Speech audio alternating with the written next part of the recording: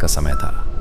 मणिपुर और नागालैंड के बॉर्डर के बीच एक सुनसान जंगल में रात का अंधेरा जैसे किसी घनी चादर की तरह फैल चुका था। चारों ओर घना सन्नाटा पसरा हुआ था। न कोई आवाज, न कोई जीवन का संकेत, केवल हवा की सरसराहट और पेड़ों की शाखाओं की खड़खड़ाहट सुनाई दे रही थी। इस जंगल के बारे में अक्सर लोग कहते थे कि ये जगह रात के वक्त पूरी तरह से शैतानी ताकतों के वश में होती है, और इस अंधेरे में एक इंसान का अकेले चलना खतरे से खाली नहीं होता। अमन, एक सच्चे दिल वाला लड़का जो अपनी जिंदगी की जद्दोजहद में परेशान था, इस रात उस जंगल के अंदर चल रहा था। अमन की जिंदगी में एक भयानक मोड़ आ चुका था। कुछ दिनों से वो अपनी पत्नी दीपा से अजनबी सा महसूस करने लगा था। दोनों के बीच छोटी छोटी बातों को लेकर झगड़े शुरू हो गए थे। दीपा का व्यवहार बदल चुका था और अमन को लगता था कि वो किसी और के साथ संबंध बना चुकी है। इस शक के कारण उनके बीच खटपट बढ़ने लगी थी। एक दिन दीपा ने अमन को छोड़ दिया और अपने घर वापस चली गई। अमन के दिल में बस एक ही ख्याल था, दीपा को किसी भी हालत में वापस लाना है। उसने कई तरीकों से उसे समझाने की कोशिश की, लेकिन हर बार उसे असफलता ही हाथ लगी।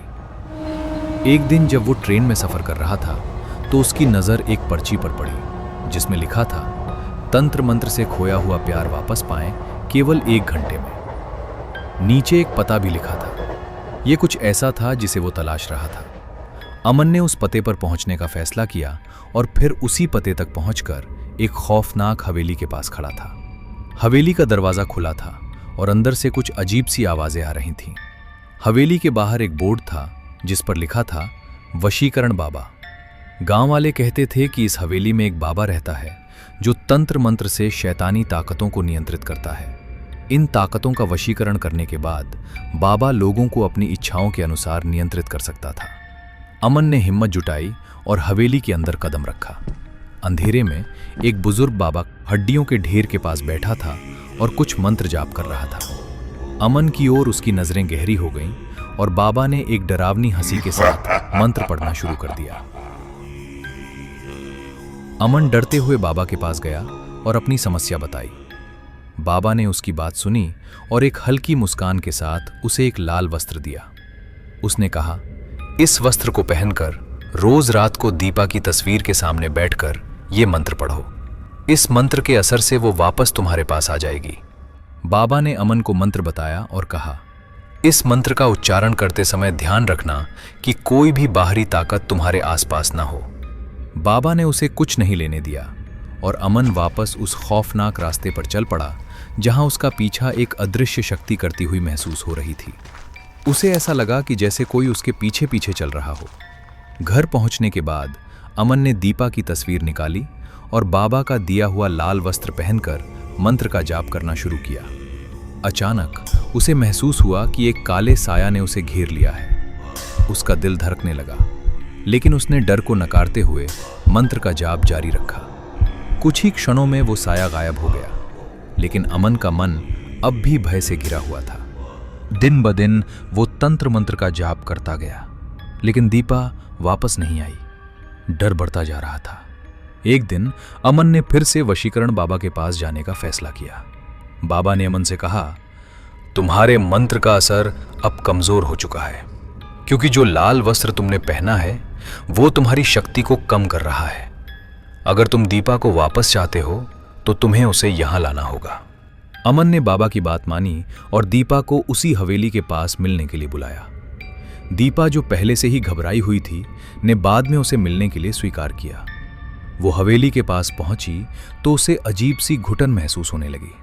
उसने अमन से वहां से चलने को कहा, लेकिन अमन ने उसे मजबूरी में हवेली के अंदर ले लिया। जैसे ही दीपा हवेली के अंदर पहुंची, बाबा ने अमन को बाहर जाने को कहा और दरवाजा बंद कर दिया।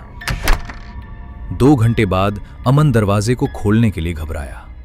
अंदर दीपा बेहोश पड़ी थी और उसके चारों ओर जलती हुई मोमबत्तियां और कैंडल्स रखी हुई थीं।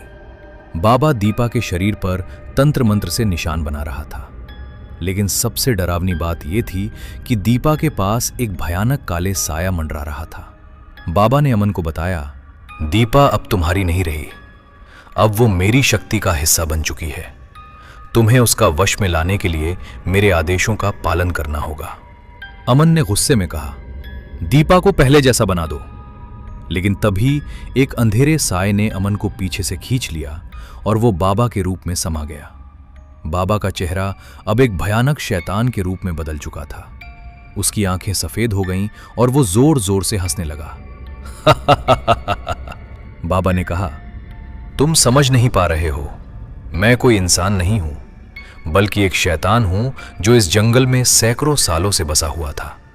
अब तुम हमेशा के लिए मेरी दुनिया का हिस्सा बन चुके हो। अमन को अपनी गलती का एहसास हुआ, लेकिन वो अब उस खौफनाक जंगल से बाहर नहीं जा सका। अब वो भी उसी अंधेरे जंगल में खो चुका था। कुछ महीनों बाद उसी जंगल में पुलिस ने 2 शव बरामद किए और वो शव अमन और दीपा के थे। लोग कहते हैं कि जंगल में शैतानी ताकतों का वास था और अब अमन और दीपा भी उनके शिकार बन चुके थे। और इस तरह ये खौफनाक कहानी समाप्त होती है, एक ऐसी दहशत के साथ जो शायद कभी खत्म ना हो। शैतान केवल कहानियों में नहीं होते, वे असल जिंदगी में भी होते हैं।